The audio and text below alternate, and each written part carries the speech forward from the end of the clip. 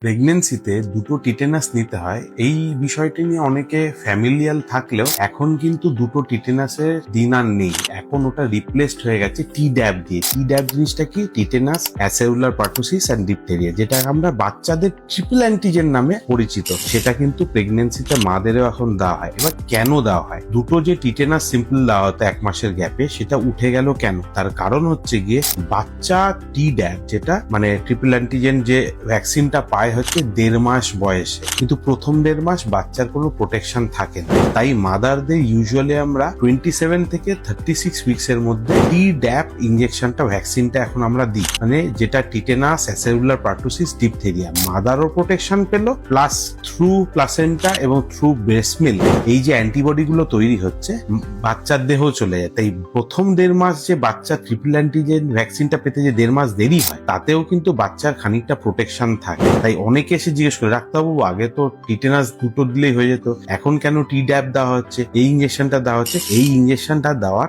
কারণটা হচ্ছে এই, সুস্থ থাকবেন, ভালো থাকবেন।